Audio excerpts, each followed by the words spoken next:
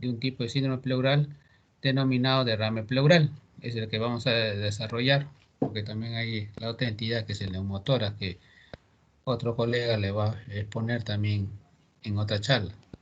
Tercer objetivo, a través de un método diagnóstico exhaustivo, plantear hipótesis de diagnósticos sindrómicos, diagnóstico clínico presuntivo, diagnósticos diferenciales y exámenes auxiliares de apoyo para un diagnóstico más correcto. La diapositiva es para recordar los síndromes respiratorios anatómicos o topográficos según Argente. Tenemos de vías aéreas, tenemos parenquimatosos, pleurales que vamos a desarrollar, vasculares, mediastínicos que también les voy a desarrollar, o debilidad muscular. ¿Cómo se define síndrome de derrame pleural? Como dice acá esta diapositiva, el derrame pleural es el resultado de la acumulación de fluidos en el espacio pleural, convirtiéndose en un problema médico frecuente, el cual puede ser causado por varios 6 mecanismos fisiopatológicos. El primer mecanismo es por un aumento de la presión hidrostática. Ejemplo, insuficiencia cardíaca congestiva venosa. Segundo mecanismo fisiopatológico, disminución de la presión oncótica. El ejemplo es albúmica sérica baja, como una cirrosis hepática, por ejemplo. Tercer mecanismo fisiopatológico, disminución de la presión en el espacio pleural. Ejemplo, neumotórax. Cuarto mecanismo fisiopatológico, aumento de la permeabilidad de la circulación microvascular por inflamación. Ejemplo, la neumonía, tuberculosis, pleuritis. Quinto mecanismo fisiopatológico, tenemos el bloqueo de drenaje linfático desde el espacio pleural. Ejemplo, el cáncer pulmonar. Y el sexto mecanismo, movimiento de líquido desde el espacio peritoneal hacia la pleura, por ejemplo, la ascitis o cirrosis hepática. Acá les traigo este gráfico de las gradientes de presiones. Nuevamente es un equilibrio de gradientes de presiones entre la presión hidrostática, presión osmótica, la integridad de la membrana de la pleura parietal y visceral.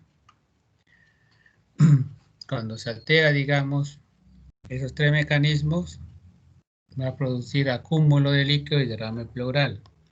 Acá vemos, por ejemplo, la presión hidrostática de la pleura parietal es de 30, del espacio pleural es menos 5 y da una presión hidrostática a favor de movimiento de fluido de la pleura parietal hacia la pleural de 35. Y la presión hidrostática de la pleura visceral es de 11. El espacio pleural es menos 5 y da una presión hidrostática de movimiento de fluido de la pleura visceral hacia la pleural de 16. Es decir, es un poco menos.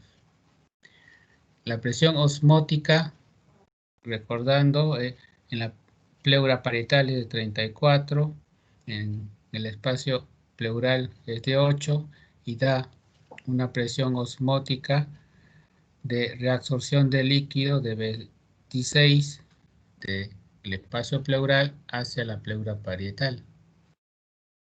Igualmente se mantiene, digamos, un equilibrio entre la pleura visceral y pleural.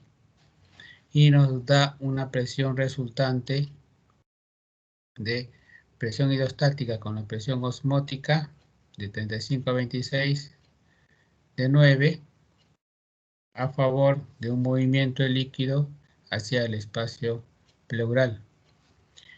Y nos da una presión resultante entre la pleura visceral, perdón, la pleural hacia la visceral de 10 como reabsorción. Acá tenemos nuevamente los mecanismos fisiopatológicos. En primer lugar, como lo había mencionado, el aumento de la presión en capilares y linfáticos subpleurales contra sudación o pasaje a la cavidad pleural. Ejemplo típico: insuficiencia cardíaca, obstrucción de la vena cava superior, que es una entidad muy frecuente en síndromes mediastinales, que lo vamos también a mencionar más tardecito, o pericarditis también constrictiva. Un segundo mecanismo fisiopatológico es por descenso de la presión osmótica sanguínea. Acá tenemos la hipoalbuminemia, ejemplo, síndrome nefrótico, cirrosis hepática, enteropatías perdedoras de albúmina, deficiencias nutricionales. Tercer mecanismo fisiopatológico, compromiso anatómico pleural.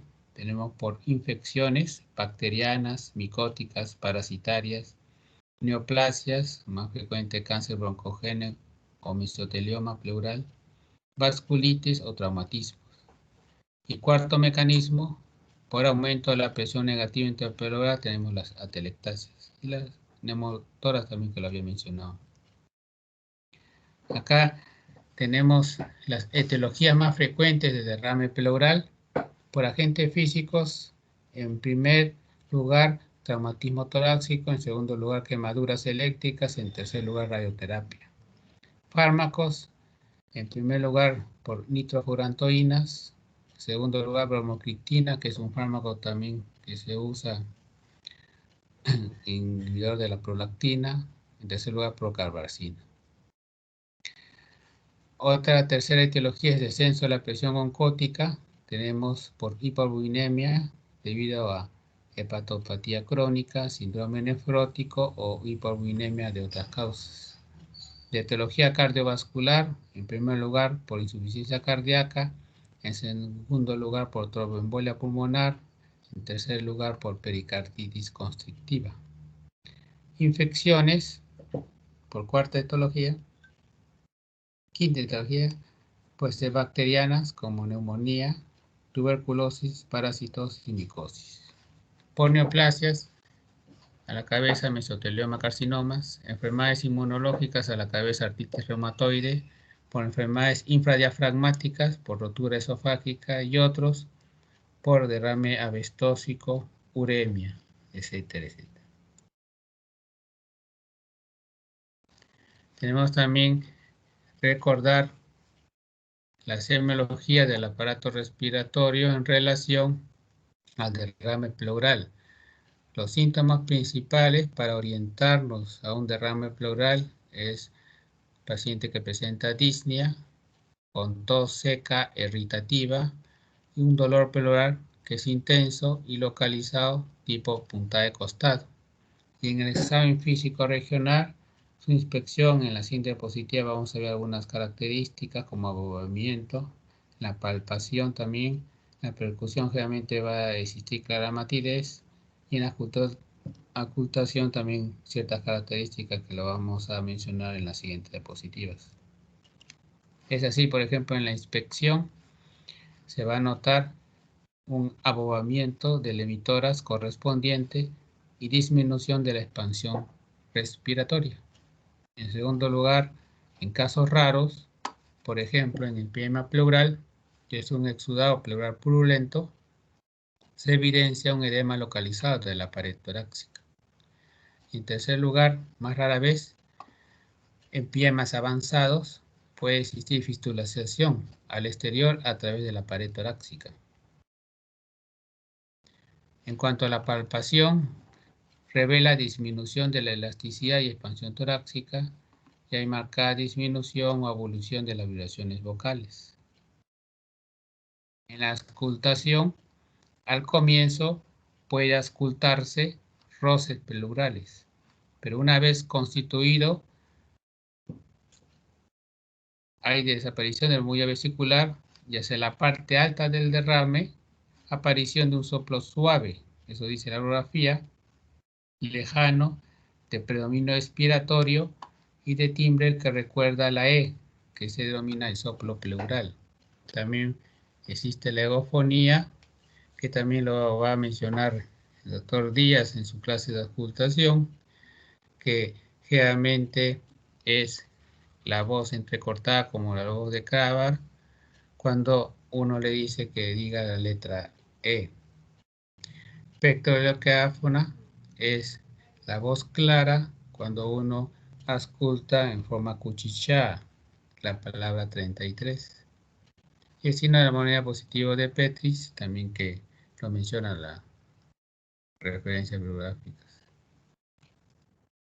El diagnóstico realmente es a través de la sintomatología clínica que el paciente presenta disnea, tos seca irritativa y un dolor punta de costado que se exacerba a la respiración.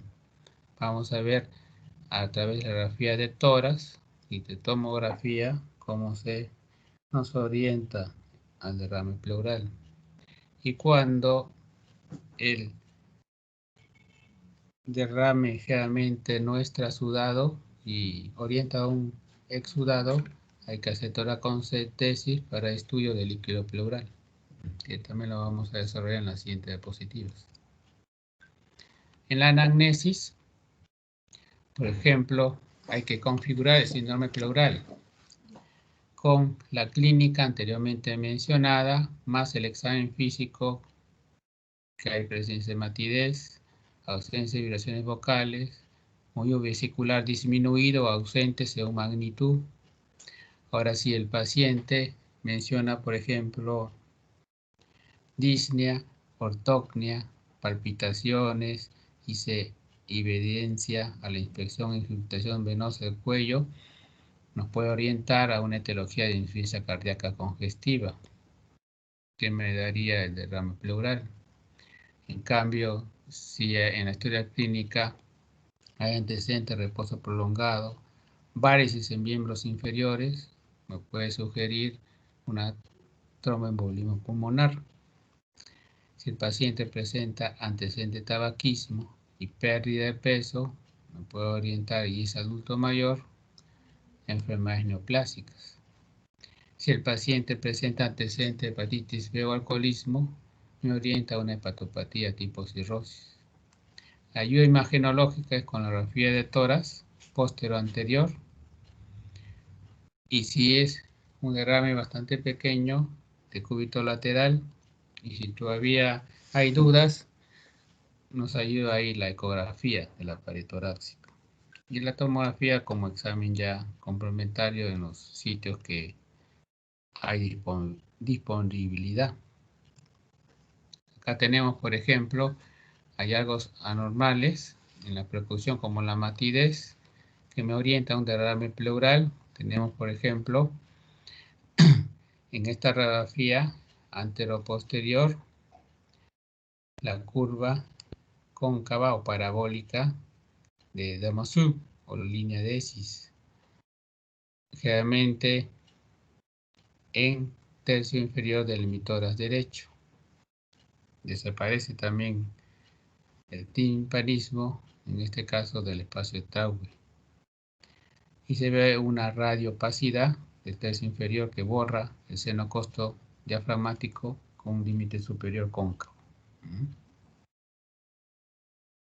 Acá tenemos esta radiografía de un derrame pleural izquierdo masivo con una radiopacidad, y se va a observar el desplazamiento del mediastino contralateral y la tráquea también contralateral. Y la semiología es similar también a la atelectasia, donde el mediastino y la tráquea se desplazan hacia el lado opuesto. Esa es la diferencia.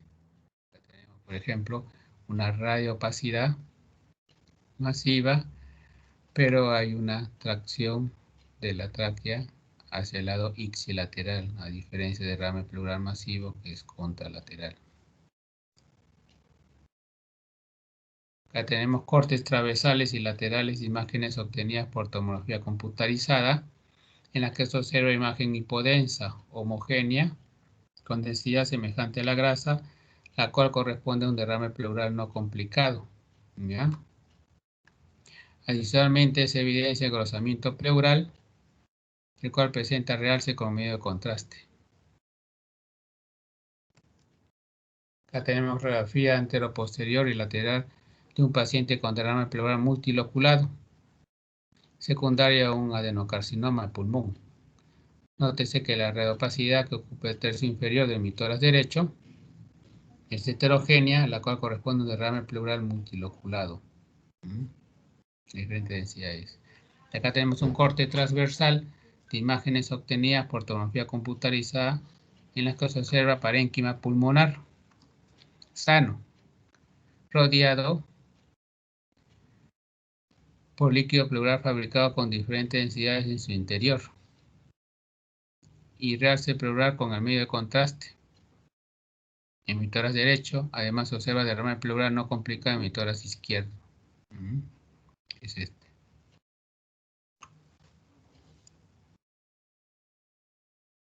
Acá tenemos un algoritmo del paciente con derrame pleural. Como había dicho, primeramente hay que hacer una anamnesis y examen físico detallado, donde se busca antecedentes por profesión, enfermedades previas, medicaciones, si hay alteraciones torácicas y estatorácicas asociadas, si hay examen físico torácico y también estatorácico, ver el apoyo diagnóstico imagenológico, las características radiológicas de tamaño, localización, anomalías radiológicas asociadas. Y si con ecografía me confirma que es no engrosamiento pleural, sino un acúmulo de líquido compatible con derrame pleural, y me orienta a un exudado, más que un trasudado, hay que hacer un toracentesis diagnóstica, donde hay que ver el aspecto, el color, presencia de sangre o no, el olor, ¿ya? Y aplicar los criterios de ley. ¿Cuáles son? La literatura menciona, primero, proteínas de líquido pleural entre las proteínas de suero que sean mayor de 0.5. 2. Desgrasa láctica en líquido pleural sobre desgrasa láctica en sangre mayor de 0.6. O la desgrasa láctica en líquido pleural que sea más de 2/3 del límite superior de la normalidad. Cumple uno más criterios de Ley, es exudado, ¿ya? Y dependiendo de los análisis de este exudado, físico-químicos, presencia de glucosa, pH, si todo eso es negativo, va a ir a una biopsia pleural con aguja. Si me da positivo, me da diagnóstico. Si es negativo, menciona una biopsia biotoracoscópica, y si es negativa, si lo abierto. No cumple ningún criterio de Ley, realmente es un trasudado. ¿Bien? Acá tenemos, por ejemplo, el estudio del líquido pleural.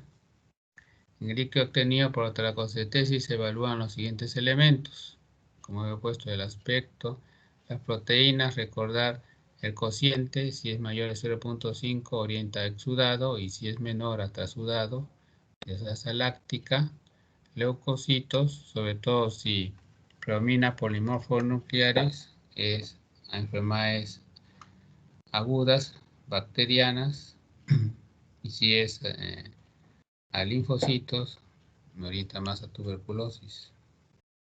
Hematológicamente me orienta a hemotórax. Ver también la presencia de glucosa, su disminución por debajo de 60 se asocia con infección bacteriana o TBC. ¿Ya? También amilasa, el pH menos de 7.3 indica exudado, y si es menos de 7 me va a indicar empiema. La presencia de líquidos para ver si hay quilotoras o no, y citología para ver si hay neoplasia.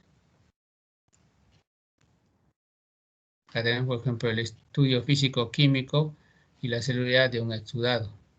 Si predomina los polimorfos nucleares, realmente es una sospecha de derrame paraneumónico o un empiema. hay que hacer gran cultivo pH. Si predominan los linfocitos, sospecha de tuberculosis, acompañada de helada, lisosimas, tinción en cultivos. Y si hay sospecha de derrame paraneumónico, también hay que acompañarlo con el glucosa y pH. Si la glucosa es menos de 60 y el pH menos de 7.30, me orienta a signos de enfermedad aguda. Hay que hacer acá bacteriología y baciloscopía de esputo. Si la glucosa es mayor de 60 y el pH menos de 7.30, me orienta a una neoplasia y hay que hacer papanicolao del líquido pleural. Sale positivo, es compatible con un cáncer. Si es negativo, nuevamente hay que seguir estudiando al paciente, su citología, por ejemplo, si hay predominio de linfocitos, me va a orientar a una tuberculosis. Si hay factores de riesgo para tromboembolismo pulmonar, hay que hacer una cintigrafía de la relación ventilación-perfusión. Si la grafía de tórax hay un infiltrado parenquimatoso, hay que hacer una broncoscopía diagnóstica. Si hay sospecha de origen extratorácico, hay que hacer una tomografía y ecografía de abdomen para buscar, por ejemplo, cirrosis hepática. Si hay anopatías, biopsia de estas anopatías. Si hay sospecha de patología digestiva, radiografía digestiva y estudios también de mamas. Si hay semiología osteoarticular, estudio para colagenopatías como artritis reumatoide.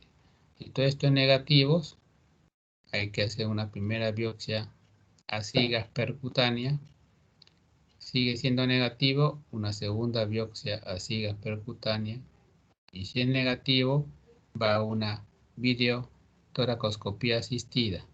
Y si es negativo, recién una biopsia a cielo abierto o toracotomía. Esto es para cuando uno sospecha exudado. Acá les traigo un ejemplo de caso clínico.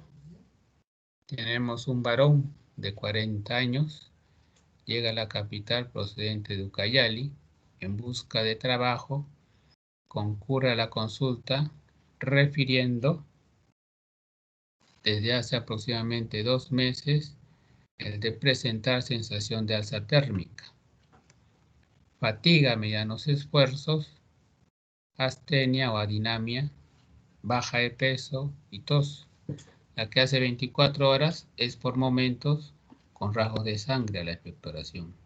En el interrogatorio refiere que su padre tose hace unos 4 meses y cocinaba sus alimentos con leña.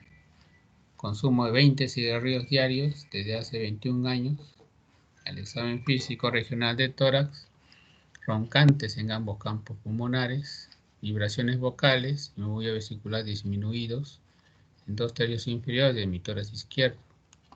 Hallazgo positivo de examen auxiliar tenemos en la radiografía de tórax frontal radiopacidad en 2 tercios inferiores de mi tórax izquierdo. Su beca de esputo está en proceso. ¿Cuál sería el síndrome topográfico anatómico? ¿Se acuerdan que les había mencionado de las vías aéreas, parenquimatosos, donde está también el cavernoso, el intersticial, pleural, mediastinal y debilidad muscular con vascular? Acá, con la sintomatología del interrogatorio y examen físico, sería compatible con un síndrome pleural. Síndrome fisiopatológico, se debería un aumento de la permeabilidad microvascular por inflamación pleural. Síndrome etiológico, infeccioso bacteriano, que es lo más frecuente. A menos frecuente hay que ir. Síndrome clínico sería un derrame pleural izquierdo pulmonar. Diagnóstico nosológico presuntivo principal sería un derrame pleural izquierdo por TBC pulmonar porque resultó el BK positivo al final. Y diagnósticos nosológicos secundarios diferenciales, por ejemplo, el distrés respiratorio agudo de edad adulto, neumonía adquirida en la comunidad, el EPOC, neoplasia pulmonar o pleural, que generalmente eso se diagnostica con biopsia pleural, que es el diagnóstico definitivo. Conclusiones. El derrame pleural es una condición que exige la determinación de diagnóstico etiológico, ya que el manejo y el pronóstico dependen directamente de la causa subyacente. 2. Con la excepción de derrame pleural bilateral, en presencia de insuficiencia cardíaca, es necesario realizar una toracocentesis diagnóstica en los casos de etiología no definida para establecer diferencia entre un trasudado y un exudado. 3. La identificación de un líquido pleural como exudado obliga a realizar otros análisis complementarios como le había pasado en la diapositiva, estudios físico-químicos, citológicos, glucosa, pH. El diagnóstico genérico se hace con una radiografía de tórax, después de anamnesis y examen físico, que me orienta a un derrame pleural. El derrame pleural es consecuencia de diversas enfermedades. Un trasudado pleural es un líquido que atraviesa la pleura sin que ésta se encuentre dañada. De lo contrario, es un exudado. Los parámetros más habituales para clasificar un líquido pleural como trasudado o exudado son las proteínas y la desgrasa láctica. La causa más frecuente de derrame pleural es la insuficiencia cardíaca, que es un trasudado. Y esas son las referencias bibliográficas. Ya hemos terminado la primera presentación. ¿Alguna inquietud? ¿Una pregunta, jóvenes? Chicos, ¿alguna pregunta? No. Por lo visto no. Y así vamos a continuar con síndrome miastínnico.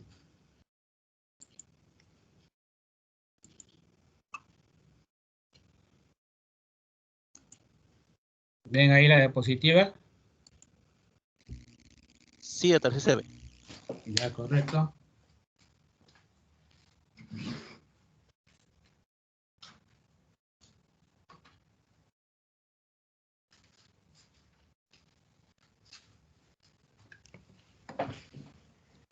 Vamos a apuntar acá. Continuando la charla, ahora voy a hablar sobre síndrome miastínnico.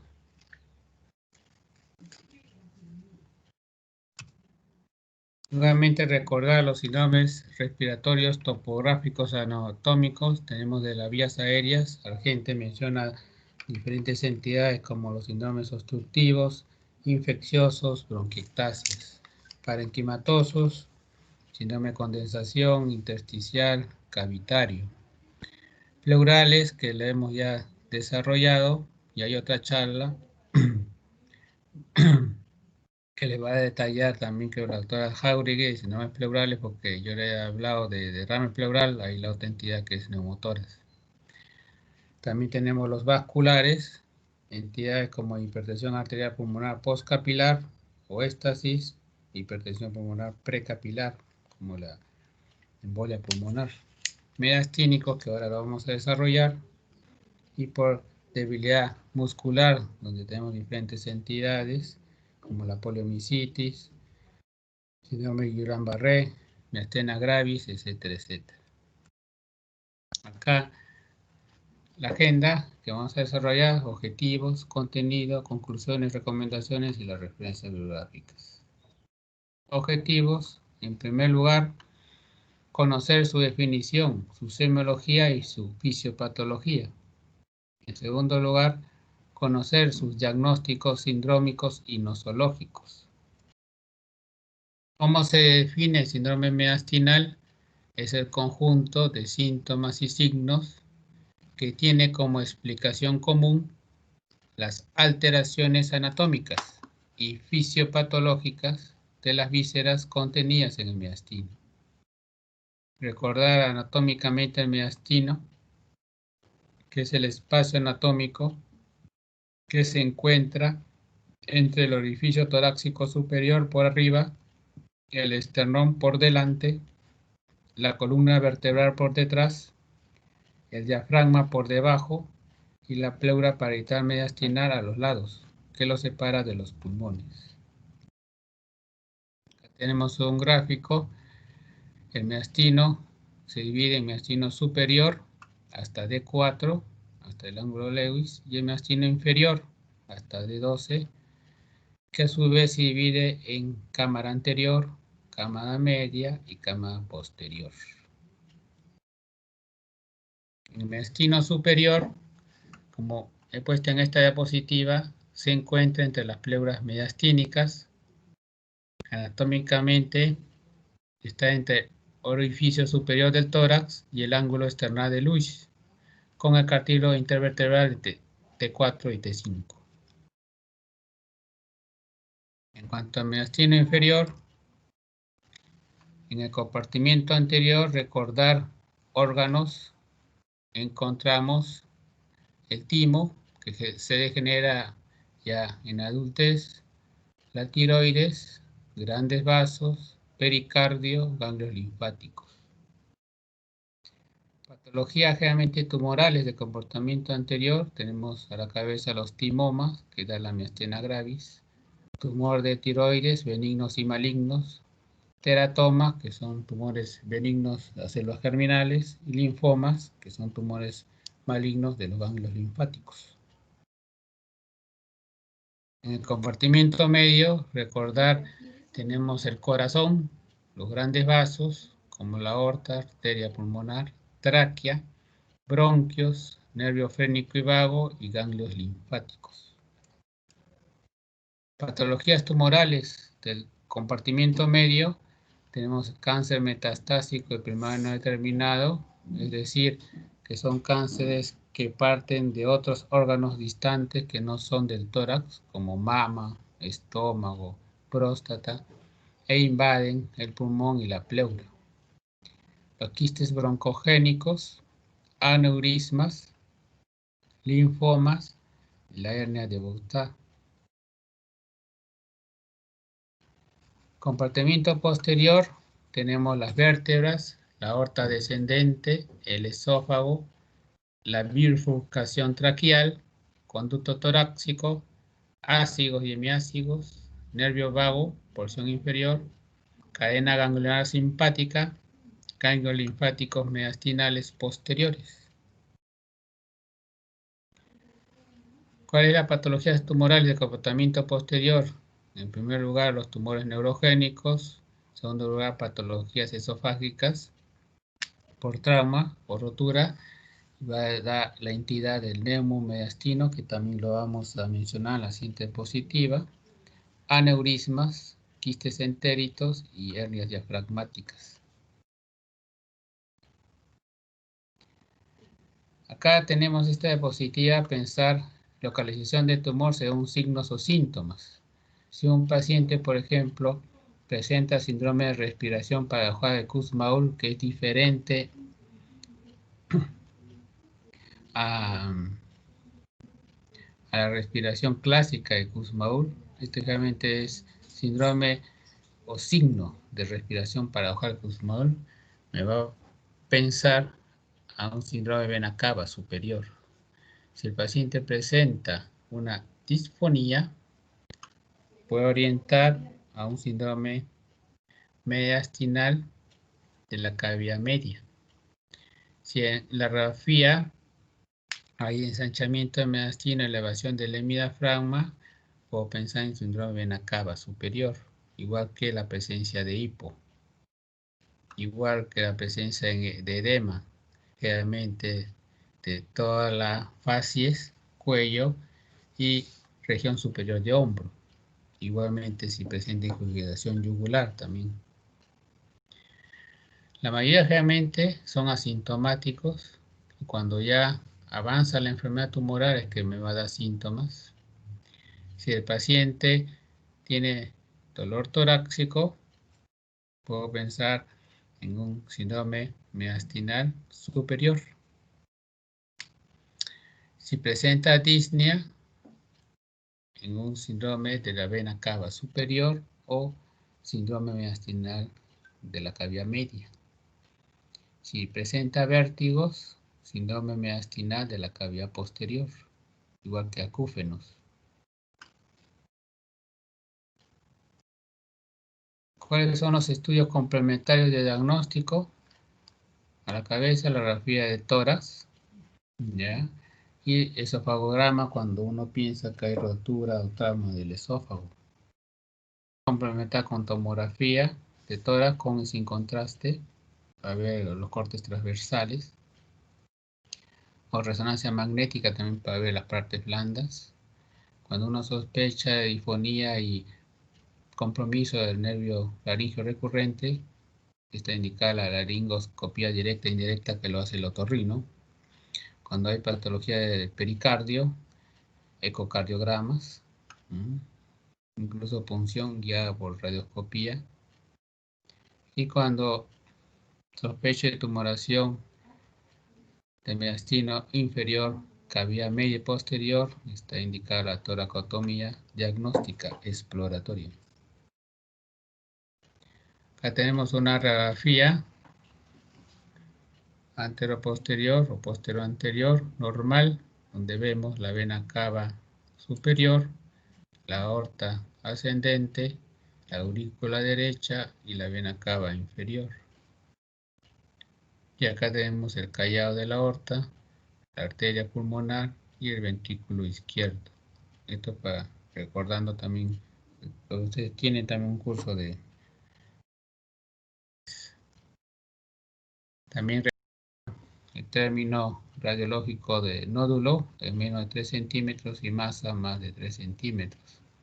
Generalmente un nódulo o masa benigna, los bordes, como acá vemos, son regulares de composición homogénea, son más radiopacos, se mantienen, el tamaño varía muy poco y hay clasificaciones centrales.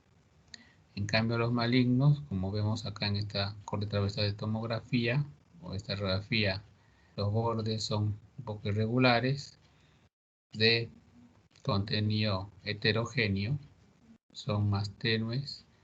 Generalmente el tamaño crece rápidamente de mes a mes, por ejemplo, o de semanas.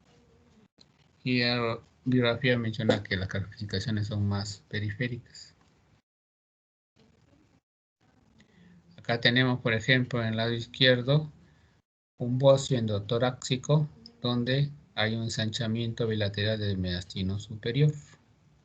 Acá tenemos un linfoma de Hodgkin en este paciente, que hay una masa en el mediastino anterior y hay ascenso del diafragma, digamos, del lado derecho por compromiso del nervio frénico. Habíamos mencionado una primera entidad clínica de síndrome mediastinal, es el neumomediastino. Su etiología realmente es secundaria a la laceración de esófago o árbol traqueobronquial de tipo traumático o por rotura de alveolo pulmonar, que se denomina barotrauma espontáneo. Su sintomatología, el paciente presenta un dolor retroesternal, disnea y enfisema subcutáneo. Y generalmente hay un frote cardíaco al latir del corazón. La literatura le denomina el signo de Hackman. En cuanto a su epidemiología, la causa más frecuente de neumomediastino en el adulto es el tumor metastásico broncogénico. Y en el joven, la patología mediastinal es propiamente la primaria. La segunda entidad de síndrome mediastinal es el síndrome vena cava superior. En cuanto a etiología, es por compresión en 90% de los casos extrínsecas, también por fibrosis, trombosis o invasión de la vena cava superior. Su sintomatología Hay dilatación de las venas colaterales en tórax, cuello, edema y congestión de cara. Se denomina pletórica o cianótica. Hay epístasis y edema en esclavina. El paciente presenta cefalea, mareos, edema papila. Además presenta disnea, estridor, tiraje, apnea post-obstrucción. Puede presentar hipo, parálisis diafragmática debido a compromiso afrénico. Hay tos irritativa, distia matiforme, disfagia, bradicardia o taquicardia. En cuanto a su fisiopatología, en primer lugar puede ser por compresión bronquial, donde el paciente va a presentar disnea, estridor, tiraje, neumonía post-obstrucción. Puede haber irritación del nervio frénico y el paciente va a presentar hipo, parálisis diafragmática. Puede haber irritación del neumogástrico y el paciente va a presentar tos irritativa, disnea matiforme, disfagia, bradicardia, taquicardia, caída del velo del paladar, desviación de la úvula y ausencia de reflejo nauseoso. Cuando hay compresión de la vena ácigos, va a presentar el paciente hidrotórax derecho y hemoptisis. Cuando hay compresión del conducto torácico, hay derrame pleural, ascitis quilosa, incluso caquexia. Si hay irritación de los dos nervios recurrente, va a presentar el paciente afonía, tos ronca, disnea con cornaje. Si hay compromiso de recurrente izquierdo, la literatura menciona voz y tos bitonal, debido a una vibración anómala de las cuerdas causada por una parálisis recurrencial o la presencia de una tumoración glótica que se interponga de forma inconstante en el cierre vocal. Si hay compromiso del parasimpático, la literatura menciona el síndrome de Purfur de Petit, que es una enfermedad caracterizada por la presencia de pupilas dilatadas, exostalmia y un ensanchamiento de la hendidura del párpado. Y si hay compromiso simpático, el síndrome de Creutzfeldt-Jakob, que es todo lo contrario al síndrome anteriormente mencionado. Si hay presencia de tumor maligno broncogénico, recuerda que es la causa más frecuente y después vienen los linfomas. Acá tenemos esta diapositiva que lo bajé de YouTube, donde vemos ensanchamiento del cuello y circulación colateral en síndrome de vena cava superior. Acá también irritación yugular y distensión de las venas torácicas en pacientes con síndrome de vena cava superior. Generalmente la yugular externa es irritada, está fija, dura y hay ausencia casi de latidos. Y hay circulación también colateral que requiere varias semanas para que se desarrolle. Acá tenemos también un ensanchamiento, una radiografía simple de tórax para pensar en síndrome mediastinal. Justamente va en el borde de la vena cava superior, una radiopacidad. Y aquí viene a ser el signo de Kussmaul, que es diferente a la respiración de Kussmaul. Se define como el aumento paradójico de la presión venosa central durante la inspiración.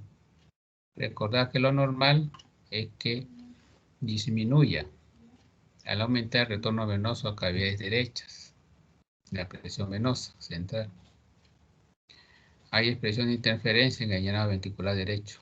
Causas, aparte del síndrome de vena cava superior, estenosis tricuspidia, insuficiencia cardíaca derecha restrictiva. Acá un resumen del síndrome de vena cava superior, presentación clínica, recordar la disnea, edema facial, tos, edema de brazos, disfagia, dolor torácico, plétora yugular, venas colaterales dilatadas en pared torácica anterior y cianosis. Y el desarrollo del síndrome suele ser habitualmente insidioso. Diagnóstico es con la clínica, con presencia de edema facial, incrustación venosa y alteración de la conciencia, y definitivo es con una tomografía computarizada de tórax. Con el corte transversal uno ve detalladamente dónde está localizada la lesión, si es en el mediastino, sobre todo inferior, cámara anterior, media o posterior. El tratamiento generalmente es médico, con restricción hídrica, diuréticos, anticoagulación profiláctica, apoyo ventilatorio y dependiendo de la causa tumoral, se aplicará radioterapia o quimioterapia de tipo de cáncer. Recordar las conclusiones. Desde el punto de vista semiológico, si el paciente, pienso en un síndrome de vena cava superior o síndromes dolorosos, pensar en síndrome del mediastino superior. Si corresponde a manifestaciones respiratorias y compromiso de los nervios recurrentes y frénicos, me orienta a un síndrome de mediastino medio. Si es al síndrome de vena cava inferior, es el síndrome mediastino inferior. Si corresponde paciente con disfagia o dolores radiculares o presenta manifestaciones simpáticas y de compresión medular, está en síndrome mediastínico posterior.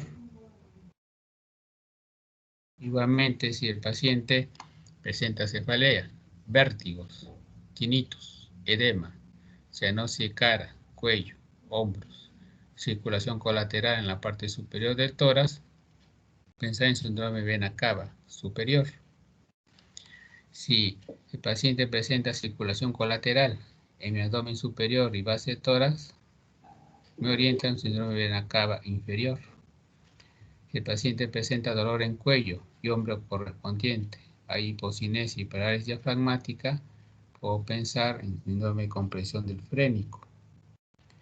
Y como había dicho, si el paciente presenta exostalmos, tosis palpebral y miosis por compresión del ganglio estelar simpático cervical, pensar en síndrome Kauffman-Horner. Acá tenemos los signos y síntomas de la vena cava superior, hemodinámicos a la cabeza, edema facial y edema extremidades superiores, respiratorio, la disnea, tos, y neurológico, síncope y cefalea. Tenemos acá un ejemplo de un caso clínico para finalizar. Por ejemplo, Miguel, un ex empleado de comercio, actualmente jubilado de 66 años, ex fumador, consulta por tos seca, pertinas y cefaleas. En el examen físico llama la atención la presencia de distensión venosa yugular y venas visibles en el cuello, que representan circulación colateral. Se le solicita una radiografía de tórax que muestra un mediastino ensanchado y una pequeña imagen de 2 centímetros de diámetro en el lóbulo superior izquierdo. Primera pregunta. ¿Los diagnósticos sindrómicos y nosológicos respiratorios más probables cuáles serían? 1. Diagnóstico sindrómico topográfico anatómico sería mediastínico inferior medio. Diagnóstico sindrómico fisiopatológico sería una obstrucción venosa de la vena cava superior. Un diagnóstico sindrómico etiológico sería neoplasia, por la edad también del paciente y por antecedente de fumador y el tipo también sintomatología y radiografía que presenta. Diagnóstico sindrómico clínico sería un síndrome de la vena cava superior. Diagnóstico clínico nosológico presuntivo sería un cáncer broncogénico. Diagnóstico nosológico diferencial o secundarios, puede ser una tuberculosis versus un linfoma no Hodgkin versus un cáncer metastásico de primaria no determinado, que puede ser de estómago, de próstata, de pulmón. Y esas son las referencias bibliográficas. Eso sería todo, jóvenes. ¿Alguna pregunta?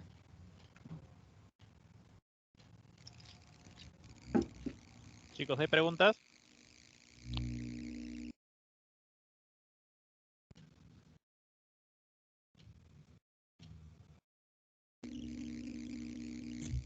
Chicos, ¿hay preguntas? ¿Me escuchan? No, ninguna. Ya, Todo correcto. claro. Correcto. Lo va a pasar a Ñaupari. por correo mi diapositiva de las 3 charlas, para que también lo puedan repasar. ¿Ya? Ya, ya, doctor, está bien. Esto ya creo que Sí. nos despedimos. Hasta luego, jóvenes.